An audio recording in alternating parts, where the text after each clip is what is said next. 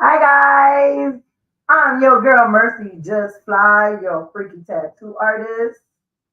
Welcome to the Bear Effect podcast, and this is my co-host. Sentinel Bear, the guy with the thumbs, right here.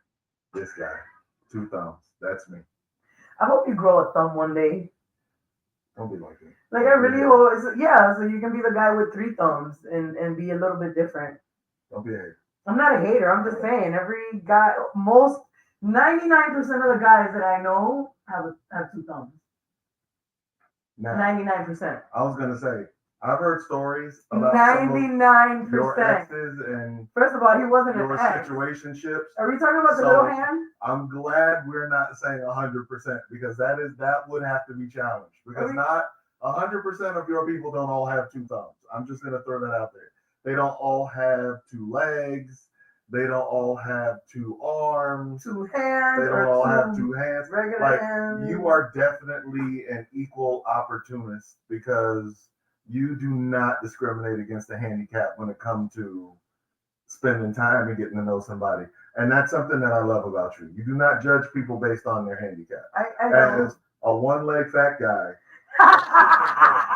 that is I super, forgot about that leg. super important. Forgot. As a one-legged fat guy, that's super important because I got a bad leg, so I know what it's like to be discriminated against for having a handicap.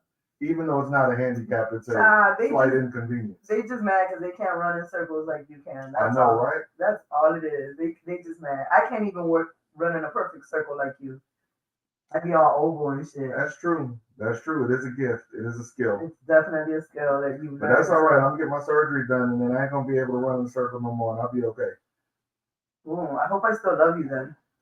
Me too. I guess you're gonna find out. We'll see if it's real or not. You know our love is unconditional. I'm gonna see if it's real or not. So, yo, they had me doing some research for this one. Like, what? You had to do work? You had to do work? They was coming with it. They were coming with it.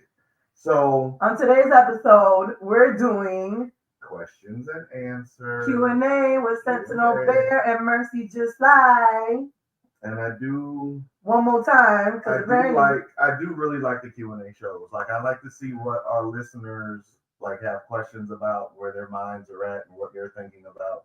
So the Q&A shows give us a chance to kind of interact with the people that like us. Right. So I really do like the Q&A shows. And whoever thought of this, brilliant idea. Right. To have Q&A as the last show of every month, brilliant idea. What happened here?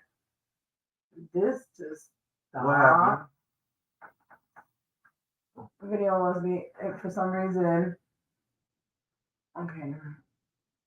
For some reason. Uh-oh. For some reason. What are we doing here? We got to get the production crew to get this fixed. We're having technical difficulties. On one of the platforms. So. Okay, we're back on. We are sorry to our IG followers. We had some technical difficulties, but we're back.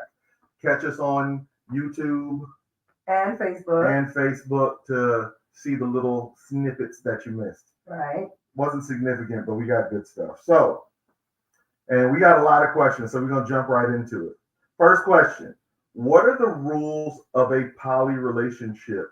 Are there any rules? One of the great things about poly is that there are just as many different ways to do poly as there are people that are in the polyamorous lifestyle. So the rules for your poly relationship do not have to be a certain set of rules. It doesn't have to fit inside a box. Polyamory tends to be anything that is you being a part of multiple relationships at one time in an honest keyword here, honest, ethical way. Yes. Okay. If you are not indulging or engaging in multiple relationships in an honest and ethical way, then that's not polyamory. That's just cheating. Right. If your partner does not know you have another partner, you are a cheater. Right. You are not polyamorous. Right. A lot of people try to use polyamory to cover up their desire to cheat. Not only polyamory, but swinging also. Kind of sort of low key met somebody this weekend who's in a relationship but is swinging, but the partner doesn't know that they go their lifestyle. And I'm like, no, you're not life. Well, I didn't say it, but my best friend said it. She was like, no, you're not lifestyle. You're a cheater. Yeah. And they didn't like that. But I mean, and we're not here to. I'm not here to judge nobody because they got a little offended. I'm not here to judge or whatever. Your life, your life. But technically, if your partner does not know what you're doing on the back end, you're cheating. Well, I'm going to tell you like this. I don't necessarily have a need to tiptoe around another person's sensitivities. Oh my God. Especially if you're a fucking cheater. I don't have a problem hurting your feelings, and I don't have a problem creating a situation in which your feelings are hurt because I called you a cheater while you were cheating on your partner. Your feelings should be hurt. I'm sure your partner's feelings are going to be hurt when they find out you're fucking cheating on them. So yeah, if that is called judging, like if that right there is the judging part of it, then I guess I'm a judgy person or whatever you want to call it. But as someone who has been cheated on at a point in my life, and as someone who has been a cheater before I discovered polyamory was a thing, it doesn't feel good to find out that the partner that you trust, care for, and believe is someone that you are in a monogamous relationship is cheating on you.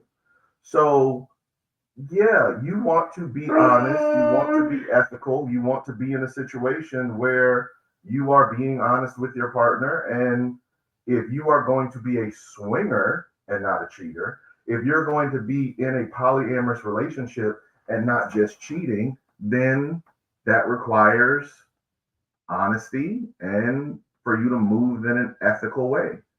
And if you don't want to do that, then you're just a cheater. And if that hurts your feelings, stop cheating and your feelings won't be hurt anymore. So on to the next question. Moving on. Like, are feelings involved or should they be in poly relationships? Yes. Yes, that's what makes the difference between a poly relationship, I believe, and like swinging. That's one of the things that makes a little bit of a difference. Like, I wasn't even taking it that far. I was thinking more along the lines, you know, when people find out I'm poly, one of the questions that I get a lot is, oh, well, how do you keep from getting jealous? How do you keep from feeling it? And that's a later question. That's a later question. And that's what I thought that this might be kind of similar to that. You know, they ask questions like, how do you not get mad when your partner goes out with someone else? Or how do you not get jealous? Or how do you not feel possessive or territorial? Understand something. As somebody who is poly, that doesn't mean I'm no longer human. Right. I still have emotions. Right. There are times where I might get jealous or envious or territorial. Like, all of those things happen. And that goes for swingers also. We got feelings too. Yeah. You know, we do get jealous and we do, you know, we go through that. Just because you're in a alternative lifestyle like BDSM or polyamory or swinging, it doesn't remove emotions from you as a human being. You still have emotions. You still experience and feel the same feelings that everyone else experiences and feels. As someone who is polyamorous, I have learned that I have to process my jealousy in a healthy and productive way. So I can't just sit on it and let it fester and let it build resentment. I can't express it negatively towards my partner by having an argument or creating a boundary that's illogical or that is something that allows me to just control them, but call it a boundary for myself because I feel a certain way. Like, I have to sit and I have to process my emotions and my feelings. I have to communicate them to my partner or partners, depending on how many partners I have. And I have to go through that process of being able to deal with my emotions in a healthy and mature way. And it doesn't mean we don't have them. We just deal with them, in my opinion, in a much better way than someone who's in a vanilla relationship and just kind of pushes all that aside and says, well, I don't want to have to deal with that, so I'm just going to be monogamous. If you're monogamous because you don't want to deal with those feelings, but inside you, there is truly a desire to be with other people. And that is why you cheat, or that is why you're doing it dishonestly, so that you can have the ability to see other people. Better put your big girl panties on and have that conversation and get them feeling. My mom used to have a saying, and it's in Spanish, but I'm going to say it in English, and it sounds better in Spanish though. But my mom had a saying that says, you only get red in the face once. You know what I'm saying? Like, you only get red in the face once. What does that mean? That once you break the ice with that uncomfortable conversation, you know what I'm saying? That once you break the ice, everything else is going to flow. You know what I'm saying? So you only get red once. You only go through that once. Just open the doors to that conversation and actually have it and see where people's emotions are and all that other good stuff. You know what I mean? Technical difficulty. And you have a lot of people that they say that they're polyamorous, but then they limit their partner from seeing other partners. You know, you have people that say, well, I'm in a polyamorous relationship, but my woman can't see other men. She can only see other girls. Or I'm in a polyamorous relationship and I can see other people, but my partner can't see other people. And I have been in polyamorous relationships where I had a partner that was monogamous. And those relationships were a situation where they had no desire to see other people, but they were okay with me seeing other people because they understood that I was polyamorous. And I understand that they're monogamous. And if that's what they're happy with and that's what they want, I'm fine with that. I do not force people to be in a situation they don't want to be in. Now, conversely, I have had girlfriends that had a husband. I had a submissive that had another dom. My slave of 7 years, who was my first serious power exchange relationship, when we started, she had another dominant. And she was with the both of us at the same time in a polyamorous situation. So that's not something that for me is a deal breaker. When I was in the swinging lifestyle, I had regular girlfriends that had husbands and boyfriends. So again, that's not an issue for me. Right. But that does require a conversation. For me, in a polyamorous relationship, I do have rules. I do have boundaries. I do have a certain set of things that are okay and that are not okay. And for me, my partner has to agree to those rules in order for us to be able to have a healthy, established polyamorous relationship, just like I have to agree to abide by whatever rules or boundaries they might have. Right. Just because I'm in a power exchange situation, it doesn't mean that I just have carte blanche and blanket say so to say this is what it's going to be, and if you don't like it, tough. Right. I still have to respect my partner's boundaries and limits, and we have to have a conversation about what that's going to look like, whether we're going to be swinging, whether we're going to be polyamorous, even if we're just going to be monogamous. We still have to establish those things. Definitely.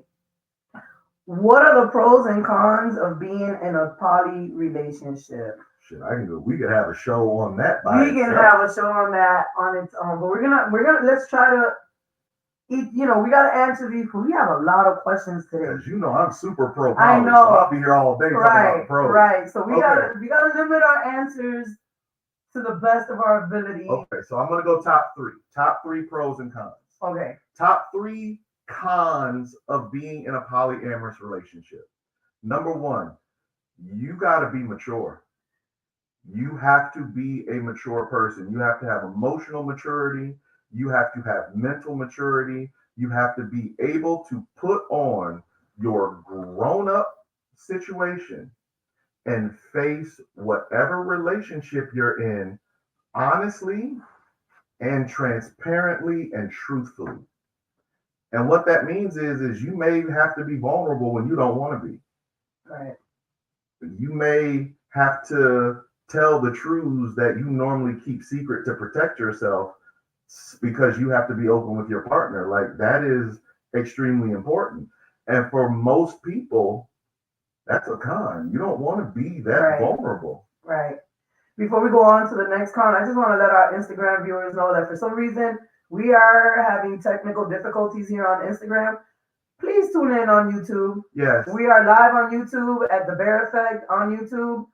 Go there, subscribe, hit that button. Use your thumbs if you got to. Lord Jesus. But yeah, meet us over there on the YouTube platform because Instagram I don't know is what's just going on with Instagram. We keep getting a problem with them, but we're gonna keep coming back. So right. keep looking out for us. Another con. Con number 2. You are literally in a fully blown relationship with more than one person. You have to be able to juggle, multitask. Yeah, time management. Being able to support more than one person emotionally, mentally, financially, if that's physically. Okay. You gotta have enough stamina for more than one partner. You are in 2 full-blown relationships, and what that means is you are meeting the wants, needs, and desires of 2 partners, or not more, just one, or more, 2 or more. And that's when we get into a whole different set of, like I said, this could be a show by itself. Yeah. Anyway, con number 3. Communication becomes one of the most important aspects of your relationships.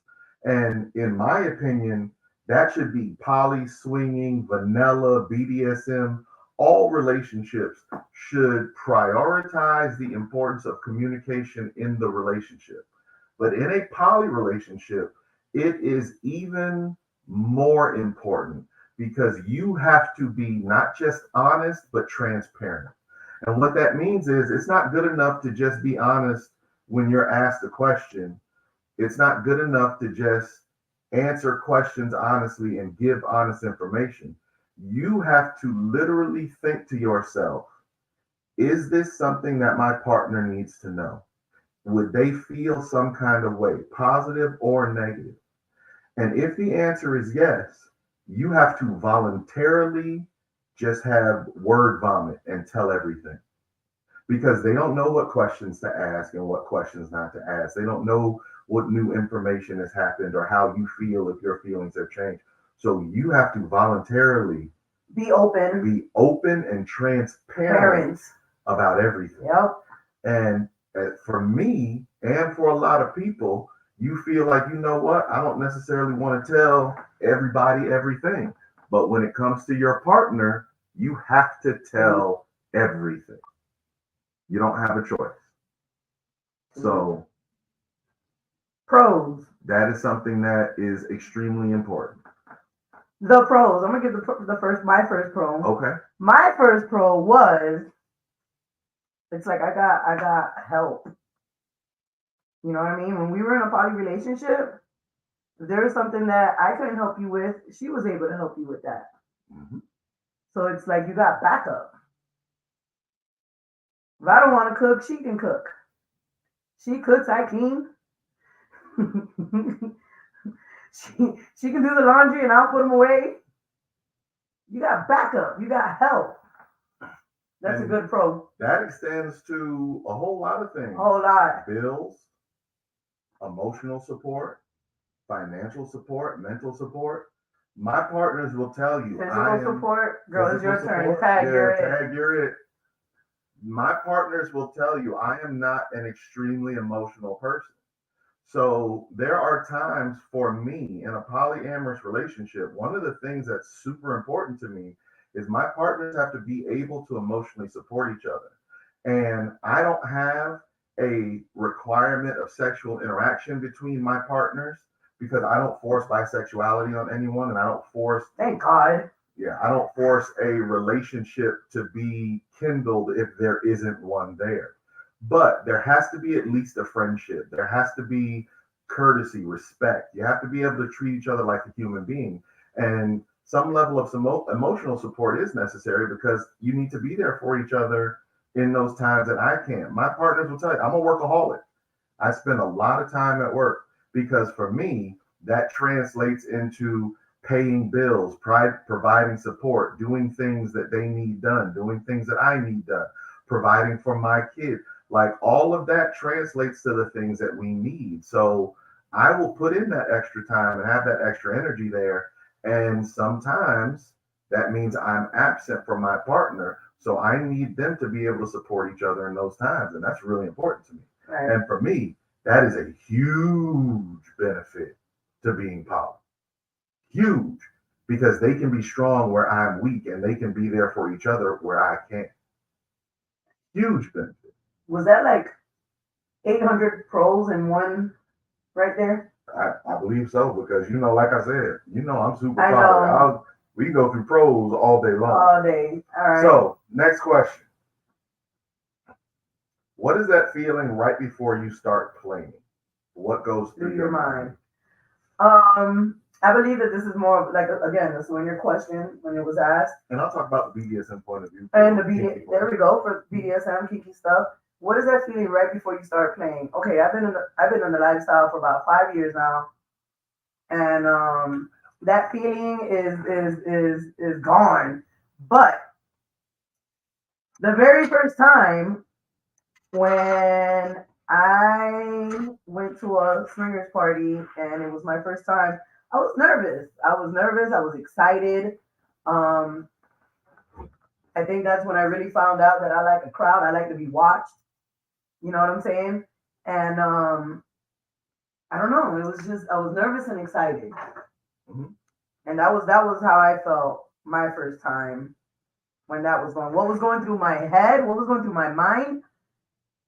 I hope I look good in this position. I hope nobody comes up behind me because it was my first time, so I didn't know.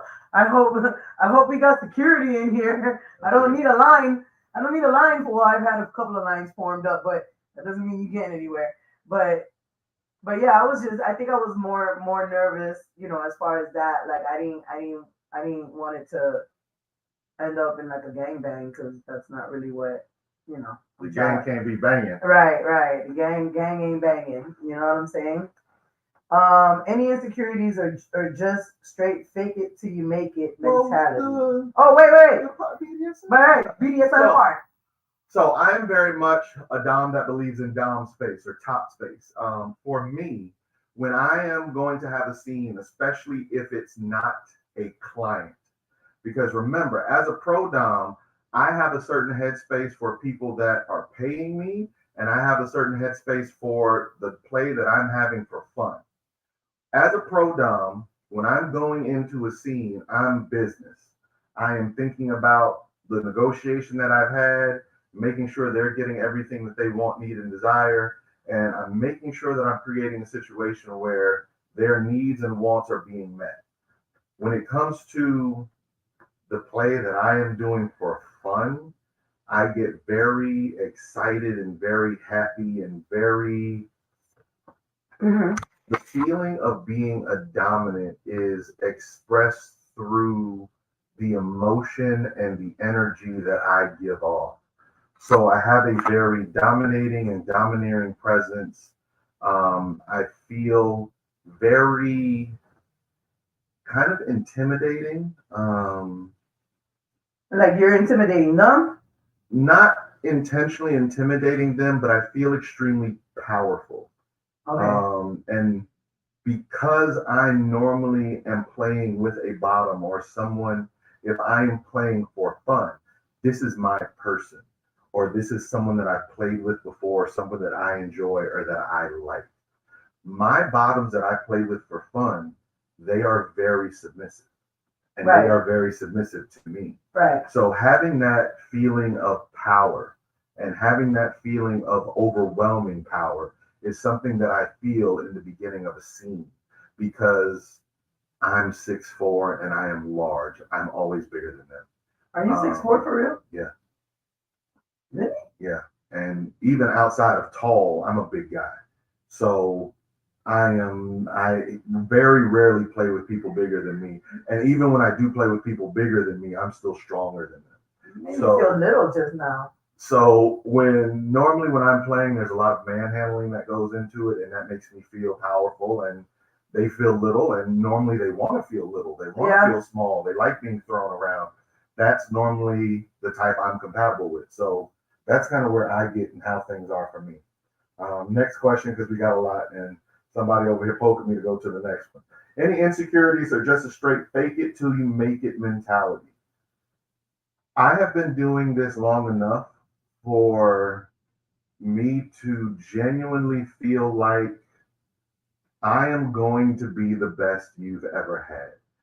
I have a genuine feeling inside me when I am with someone that if I am not number one and the best you've ever had, I'm definitely going to be in top five or top 10. I put a lot of work into pleasing my partners because ultimately that energy is what I feed off of. Whether it's BDSM, whether it's sex, or whether it's just creating a situation where we're in a relationship. I am a energy vampire. I feed off the positive energy that my partners give me. So for me, so for me, being in that position is something that I've gotten very good at. I know the questions that I need to ask you so that I can make you come like nobody else ever has. I know how to explore a woman's body to figure out what they like and what they don't like. I know how to read a woman's body language in a way to know what is great and what is horrible, what she loves and what she hates. Somebody told me a long time ago, when you put a lot of work into something, you get really good at that, but you neglect other things. I didn't put a lot of work into dieting and going to the gym and to being the best body and the skinniest and the finest with the biggest possible dick and do, but I put a lot of work into making all of those things less important because I'm really, really good at other things.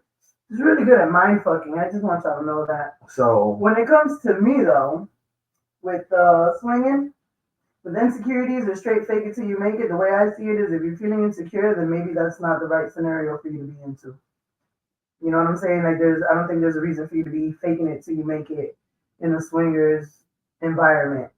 That is something that you should, jump into when you're feeling comfortable and secure of yourself. And, you go in there and we're going to do this. You know what I'm saying? If you're not there yet, maybe it's not for you. And if you're not there yet, then maybe, I mean, not really, because some people take time. You know what I'm saying? One of my exes, for example, you know what I'm saying? He brought me into the lifestyle. It's been 5 years. I just got him to play at a party in front of people, mainly towards the very end of the night when there's not so many people, but I just got him to play at a party in that setting this year. Mm-hmm.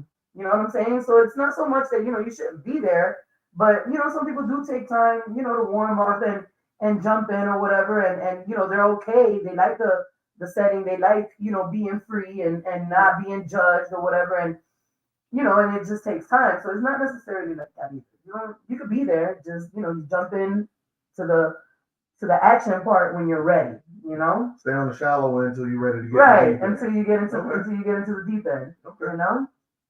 What are our hard limits? Well, honestly, my hard limits change depending on the person that I'm with, because hard limits are about something that you establish together. Right. Your hard limits, along with their hard limits, become the hard limits for you as a couple. My hard limits that I go into with in every relationship, I don't do bestiality. I'm not into scat, nothing with children, nothing with animals. And for me, I don't do blood play. I don't have a problem with blood. There have been times where I've been playing and the person started bleeding. You get the first aid kit, you take care of it. But I'm not into like blood pooling, blood rituals, gotcha. Creating something specifically based in pulling blood out of the person's body and playing in the blood. I'm not into blood play. As far as the swinger side, what are my hard limits? First of all, we ain't going raw. We need protection. Ain't no way, Jose. Yeah. I was about to say, you want to say that? Ain't no way. So we definitely, gonna be protected 100% because we are not playing in that field. Period. That's definitely a hard limit for me. Another hard limit for me, as far as the swinger world, is y'all not getting this booty. Don't think you finna poke me. Don't think you finna poke me in the swinger setting in my booty. Not happening, y'all. Not happening. I forgot. Let me include that. You're not getting this booty either. I don't receive anal ever.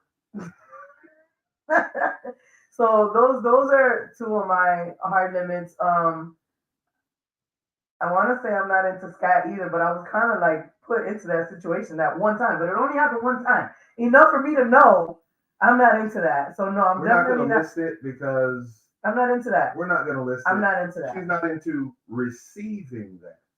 But when you say you're not into it, that means both sides. I So had that one. I was about to say we. You weren't there. no, I wasn't. That ain't had nothing to do with me, y'all. I had that. Fix that right now. I had that That one. nothing to do with me. Listen, I had that one experience, and let me tell you, man, that young man had a body of a god, and he was good. I never went back after that. So it seems like under the right circumstances. No, I never went. No, I never went. But you not hear what I said. Okay. I never went back after that. I don't give a fuck. So we'll just take it off the list. We're gonna. I said that. We're gonna take that off the list. You know what I'm saying? And then of course everything else he said, bestiality, children, pedophile, all that crap. We're not doing all that. Yeah, nah. We're not doing all that. Nah. At all. Nah. We don't save that one for story time. Right. The girl who just dropped that like it was no big deal. So, do you ever get tired of swinging and just leave the lifestyle? Is that even possible? Of course, it's a break. It's definitely possible. I mean, no, when they say, I think they meant like leaving, I meant like leaving for good, like just leaving the lifestyle. Like tired. We're not, the lifestyle no more. Is that even a possibility? So, this is the thing. You get, and this applies to swinging and it applies to BDSM. You have some people who do this as a lifestyle. It is intrinsically a part of who they are. And it will be in them forever. It will be a part of them forever. When it comes to BDSM is not something I do on the weekends for fun. It's not something that I play around with.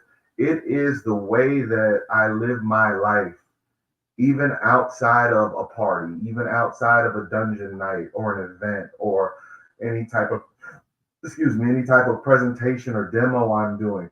Just because I'm not doing something kinky, it doesn't mean that I'm not presently living a BDSM lifestyle. And it's the same thing with polyamory. People ask me all the time, when are you poly and when aren't you poly? I'm always poly. Even if I am in a relationship with one person, right, and that relationship it just happens to be a monogamous relationship right now, it doesn't mean that I'm not poly anymore. I'm poly 24/7, 365. Now, if I'm in a relationship with one person and it looks like a monogamous relationship, I don't have a need in me to go out and find someone just so that I can be in something just for the sake of being in poly, it, right, to say that I'm poly. If I'm with one person and nothing else has drawn my attention and I'm happy with that person and I don't have a need to go be with anyone else, then in that moment and in that relationship, I'm still poly. I'm just not practicing poly at that time, in that moment. But I'm still open to the idea of someone coming along and there being something that may happen or some situation that may be created, and that relationship can be a possibility. And as far as swinging, me personally, I feel like I can be a little bit of everything. I can be poly, I can be swinger, I can, be in the BDSM, but I can also be monogamous. If the right person comes along and I am happy and I'm good, hey, you know what I'm saying? There goes the swinging and everything else. One thing I can say is that I love going to lifestyle parties because I love the vibe, I love the energy, I love, I'm a nudist, you know what I'm saying? So I like to go out there and get naked, even if I'm not swinging, so, and then I have a lot of friends in this lifestyle that I just love to be around. So I think that, sexually, I can not do the swinging thing, but still be around, my peoples, you know what I'm saying? So then the question becomes, are you really not a swinger if you're not, because you're still practicing voyeurism? Even if, because there have been plenty of swinger parties where I went to the party with my partner. I only played with my partner and we came home. Yeah. But we were still practicing voyeurism, exhibitionism. Right. Exhibitionism. Exhibitionism.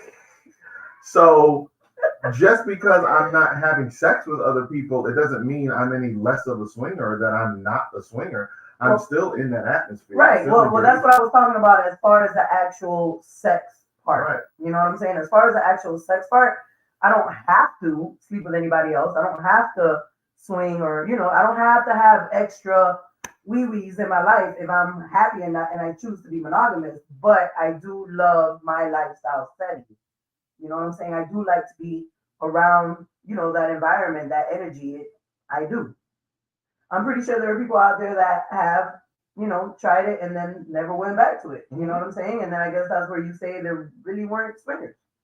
And I know people that they will, and I see them all the time at Splash. They most of their life and for most of the year they are vanilla monogamous people, and then Splash is their break. They call it their vacation, and they come to Splash and they get it in.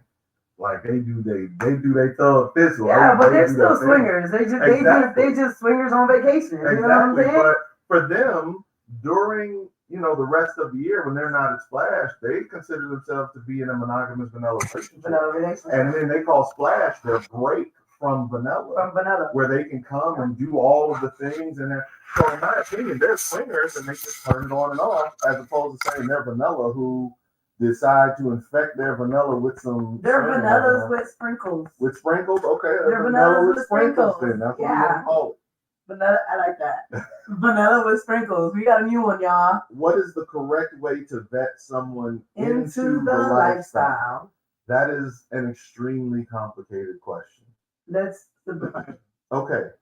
With BDSM, vetting normally happens when you are invited to a beginner's event. And normally a beginner's event will be something we call a munch. And you'll go to a munch, you'll meet and talk to people, and it can be at someone's house, it can be at a restaurant, it can be a party or a social setting where something's going on, and they'll say this is a munch or a meet and greet or something like that. Yeah. And then from there, you'll meet people, and that's kind of your foot in the door to start kind of building a relationship. Now, I tell people all the time, vetting is not something that's ironclad. You're not guaranteed to be okay because a person's been vetted. You still need to be careful. You still need to take your time. You still need to be patient. You still need to look for red flags. Just because a person's been vetted, that doesn't mean they're A-okay and everything is fine. You still have to, vetting is part of it, but that's not the only part. You still have to do your part of establishing a relationship or some type of camaraderie with that person, building trust, making sure that you're being patient and watching them and how they move, looking for red flags. All of those things are still important. And I think that pretty much goes for the swingers also. On the swinger side, it's almost the same thing. You bet somebody and you just got to really get to know them and know if they, I don't know. I feel like as far as vetting, one of my main things would be is like, I don't want to bring somebody in who's just, trying to get in because they feel they can just get some extra sex. You know what I'm saying? And they're there for all the wrong reasons,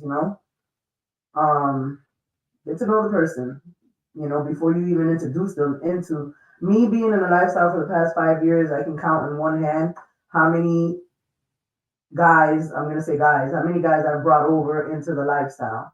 And it's because I don't want them to go out there and do something that, is very wrong. And then I get looked at like, you brought this man here? Yeah. You know what I'm saying? So if I was to ever bring somebody to a lifestyle party or an event or anything like that, you best believe that is somebody that I know. Somebody that I know personally, and I probably 9 times out of 10 I've known them for a very long time. And I know that they're a good person. You know what I'm saying? Overall, good person. And I can trust them to not make me look bad out there and do some dumb shit.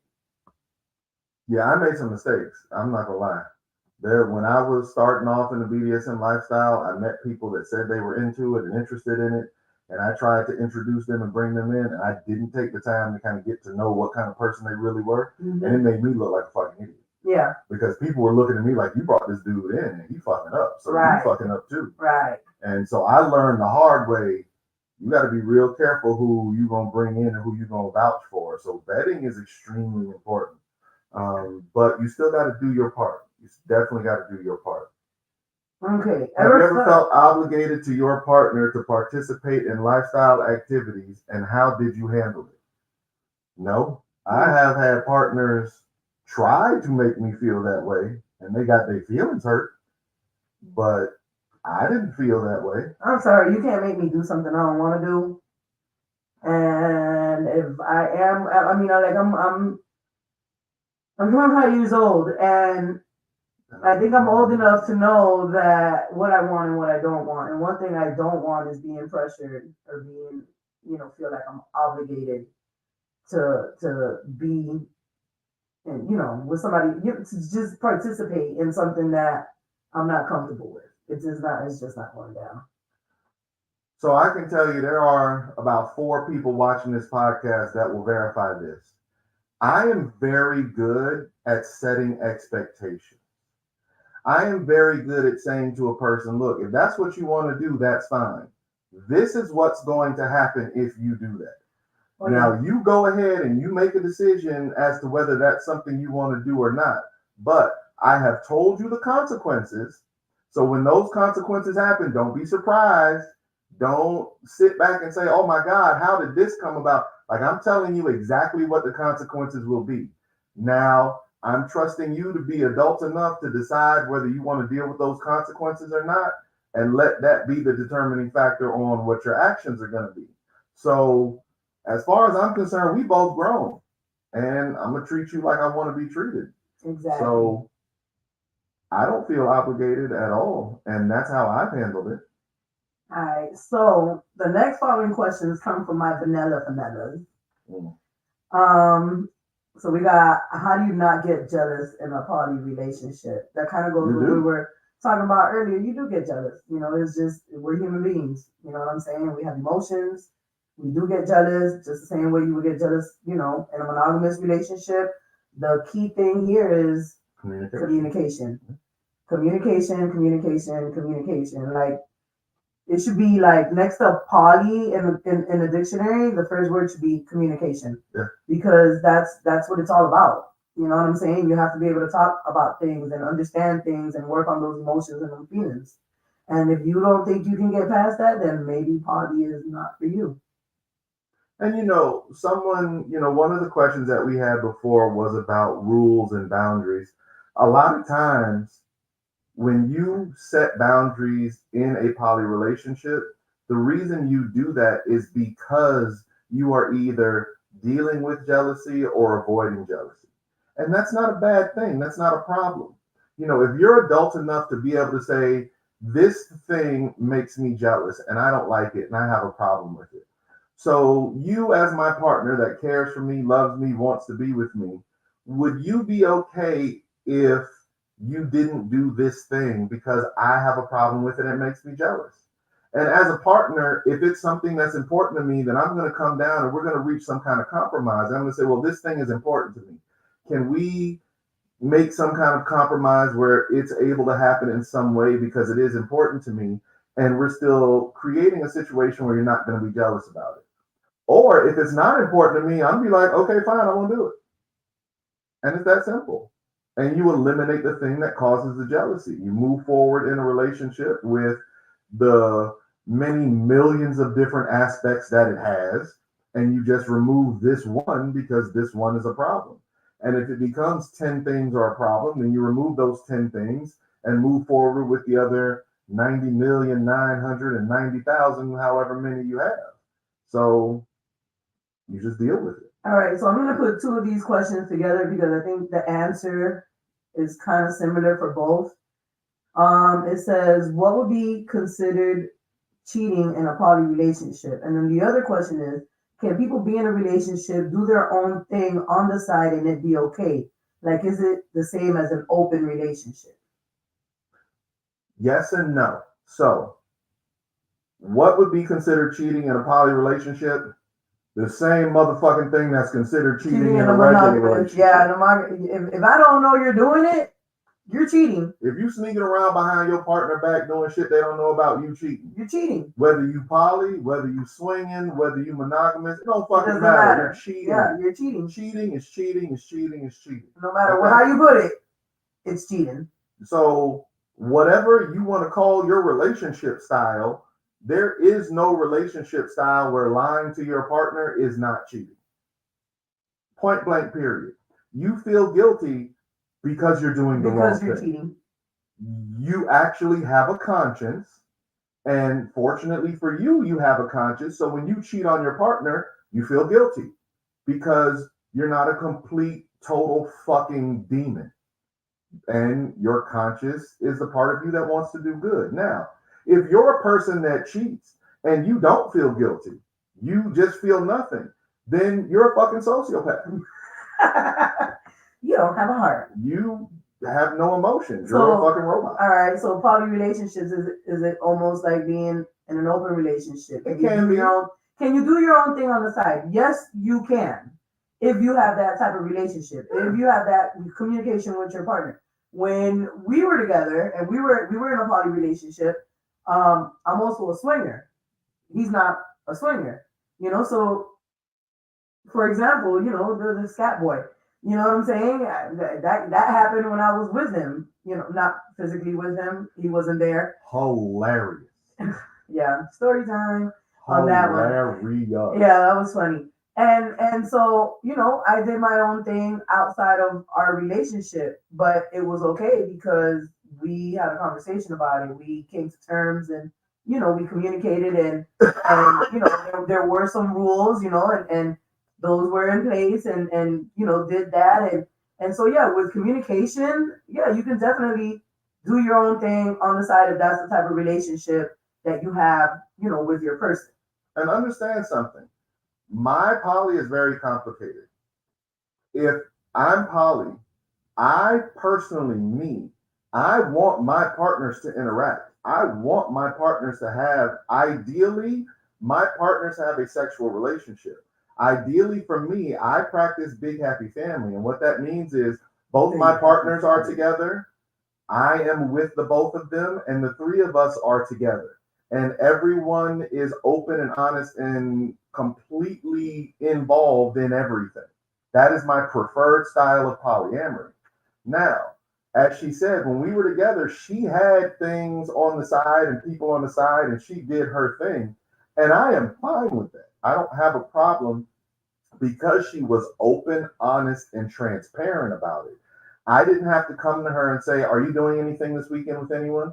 If there were plans made, she came to me and told me about the plans. So I didn't have to sit back and wonder what was going on that she was keeping from me, waiting for me to ask, because that is part of what my poly requires. And that was a rule in my situation. So if that's the style that you want, as long as that has been okayed with you and your partners, that is your poly, and that's perfectly acceptable. Yeah.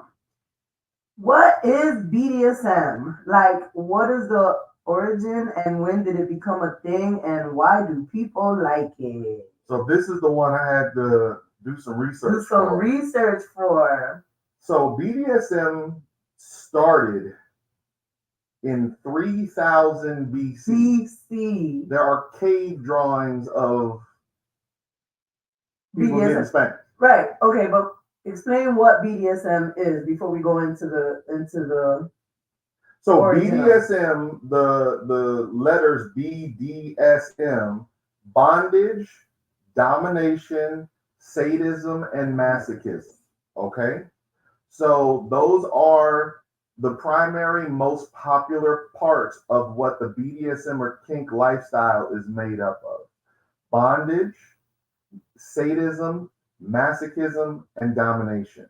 The power exchange relationships that are established, the dynamics that are established in almost all kinky play situations, whether it's top and bottom, dom sub, master slave, daddy little, mommy boy, daddy boy, mommy girl, whatever it is, they are based in power exchange relationships where someone is giving up power to someone else.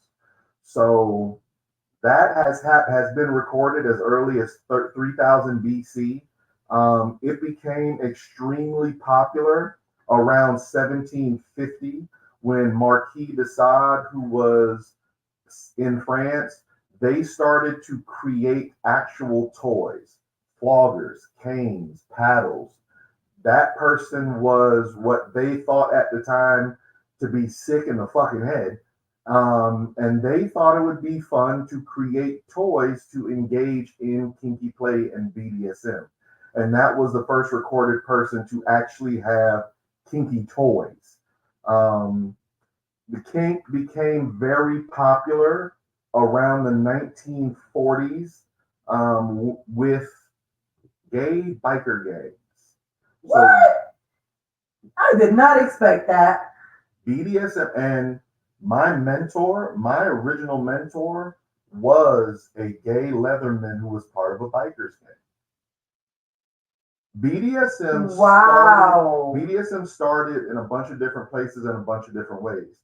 BDSM became super popular in America after the Vietnam War, when men were coming back from overseas, and they were the beginnings of the biker Leatherman revolution. That's when the biker gangs started, and a lot of those biker gangs were full of gay Leathermen.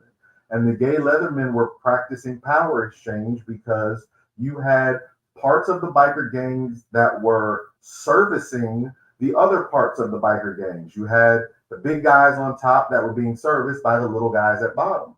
And you had a lot of people that were coming into the gang because they wanted to service and be a part of the gang, and they wanted to serve the big guys that were the protectors and the destroyers and the people that were the enforcers. And then the enforcers liked being served by them. So BDSM got its start in America. It started as something that was really popular and really began to shoot off by the gay Leathermen and the biker gangs of that time. And then slowly from there, it began to disseminate into the rest of society. As I said, my original mentor, he was a Leatherman in a biker gang, and he was a gay man. And when he mentored me, he was actually kicked out of the gang. And for the longest time... Why? Because you weren't gay? Yes. Oh, wow. For the longest time, I thought it was because I was black. And I thought it was a race thing. They could give two shits about me being black. They felt like he was giving their secrets to the straight gang, to the straight guy. They wanted to gatekeep their secrets to the gay community. I'm sorry, girls. And when I say girls, I'm talking about you gay guys. We love it too. Okay? BDSM, because, I know that some people don't know a lot about BDSM, like I didn't for a while, and still have a lot to learn. But BDSM also includes, the spankings and the wax play and the breath play and the knife play and the rope getting tied up. It's all the kinky stuff that goes into BDSM. Part of that question was why do people like it? I like it personally because I like pain. I like certain types of pain. I blame my mother for beating my ass, spanking me con la chancleta and the belt and the switch and all that, growing up and that little thing, you know what I'm saying? After a while, I kind of got used to it. I'm not saying I got turned on back then. That definitely wasn't it. But as I got older and I got slapped that one good time, I was like, oh, wait, do that again? Wait, pull my hair a little lot. What? Pull it a little. Oh, wax. Oh, that wax. Let's try that. Oh, you want to tie me up and then do, oh, let's try that. And so that's how I learned to like it. I don't know, man. I love it. I love it. It's a really good stress reliever, especially when you don't have like in-house therapy. It's therapy. There you go. It's definitely a good therapy. Is swingers the same as being in a poly or as an open relationship? No. Totally different thing. A swinger is somebody who will have sex with a random person if that's what they want. So it's funny because the culture is different in different places. Right. When I lived in Ohio, the swinging community in Ohio looked very polyamorous because the swingers, it was a very small community because they were kind of in secret and they were kind of doing their thing in secret. So the community was very close knit and it was very small. and it was made up of people who were friends. And you had a lot of couples that were playing with the same couple most of the time. Rarely they would try someone new, but they got comfortable with this couple and they normally played with that couple. So a lot of that culture looked very polyamorous because it was a very close-knit, small community. Here in Miami, it is not like that at all. The swinging culture and the swinging community here is huge. Yeah. So the ability to have those kinds of numbers creates a situation where so many new people are coming in and out, and you're meeting so many new people all the time that rarely do you find people that want to play with the same couples or the same people. That new exciting partner is kind of what draws a lot of people to swinging. The idea of polyamory is I want a connection. I want a bond. I'm not interested in just sex with random people. I don't want just sex. I want an actual relationship with multiple people, not just sex. And swinging tends to be a focus on the sexual side of that interaction, whereas polyamory is a focus on the relationship side of that interaction.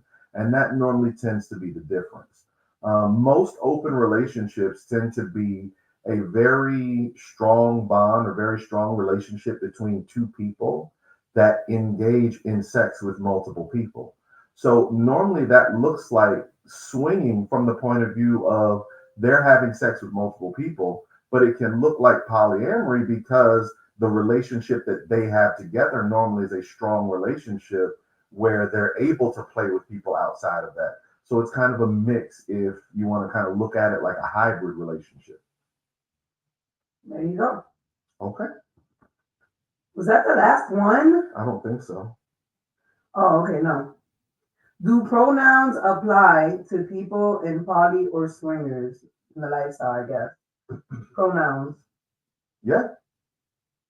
You know, pronouns is something that for me is very confusing and relatively new. And pronoun comes along with people that will identify as a different sexuality or identify as a different gender or identify as something they're not. Like we see these videos and these memes of people that say, I'm a cat, I'm a fox, I'm a cow. I identify as something non-human or my pronouns are they, them because I'm non-binary.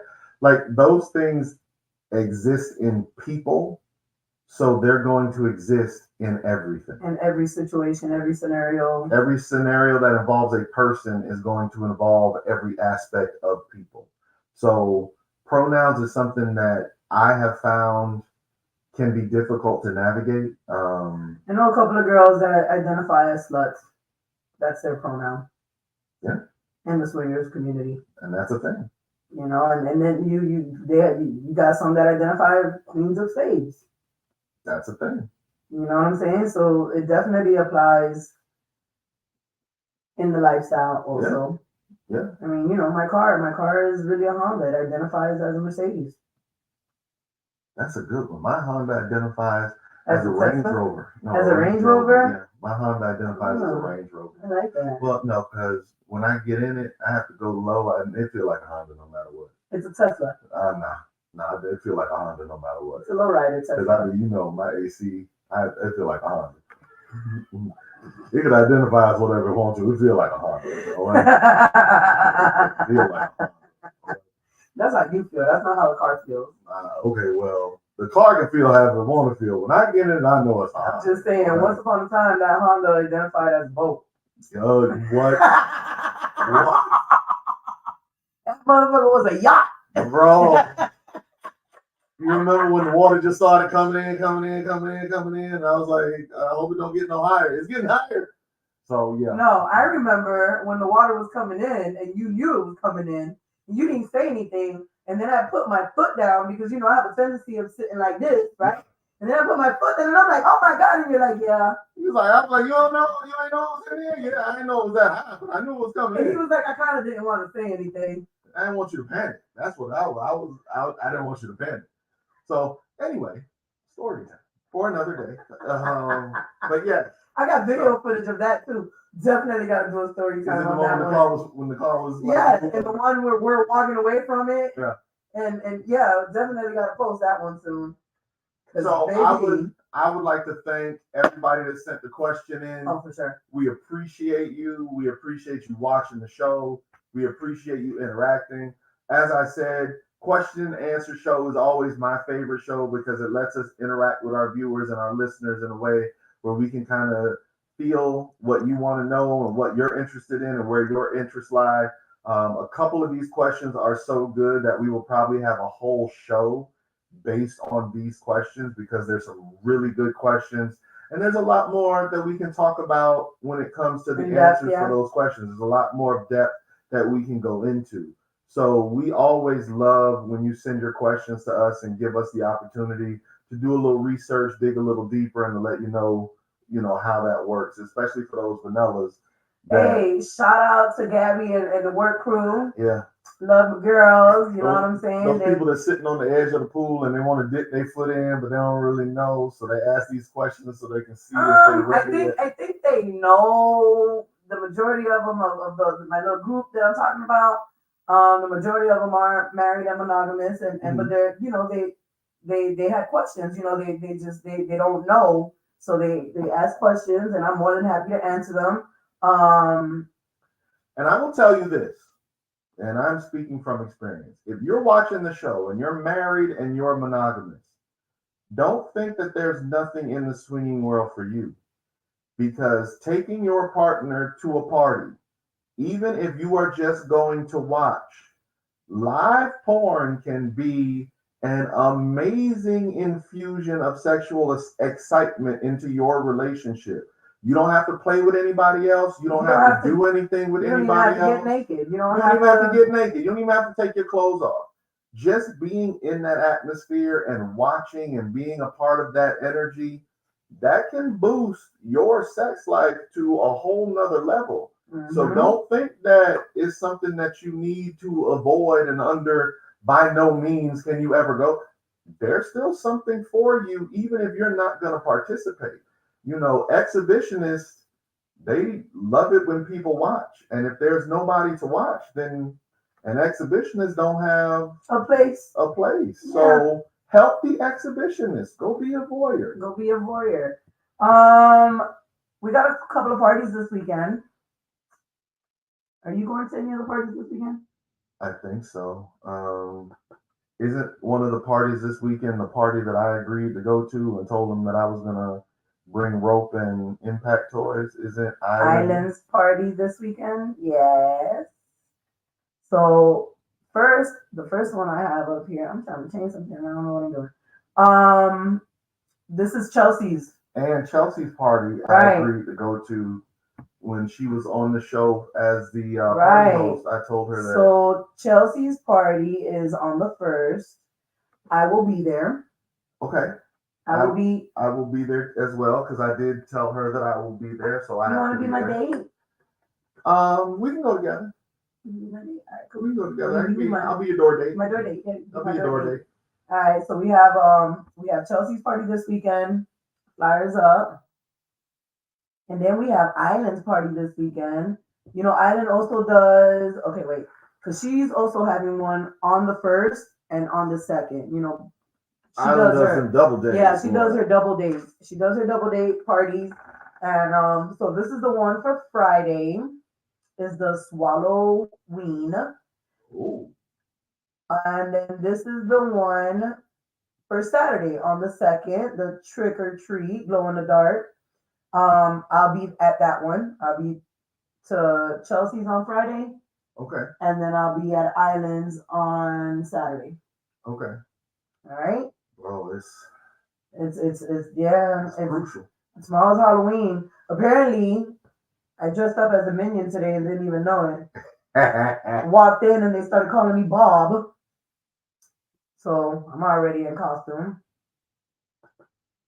And that's what we have going on for this weekend.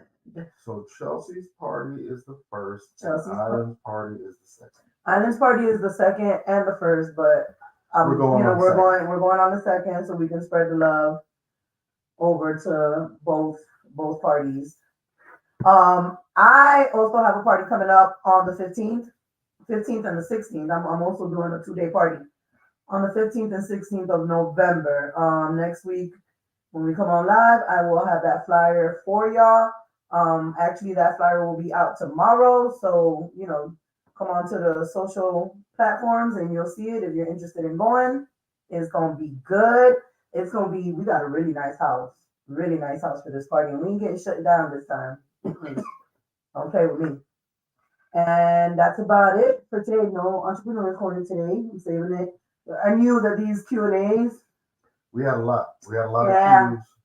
We had a lot of Q's and a lot of A's. A lot of Q's and a lot of A's. We're a little bit over our time, but it's okay because we did start a little bit late. Yeah. So it's okay, but I'm just glad that we got all the questions answered this time. Send those questions in, guys. Send them in. Send them in, and we're gonna do this Q&A once a month. I promise. I will save those questions and we will talk about it. Yep, I like the Q&A show. I know you do. I like the story time. Yeah, I know you like story time. I like story time. Q&A is cool too. I love it. But I think that's all, folks. That's it. That's all she wrote. That is all she wrote. Remember, like, subscribe, push the buttons, do the things. Like, subscribe, all of it. Oh, love it. All right, guys. Like, subscribe, share, comment, all that good stuff on all social. All the things. On all social platforms: Facebook, Instagram, YouTube, all that good shit. Twitter, all that. All that. We love y'all. See y'all next week. Again with y'all. Y'all have a good night.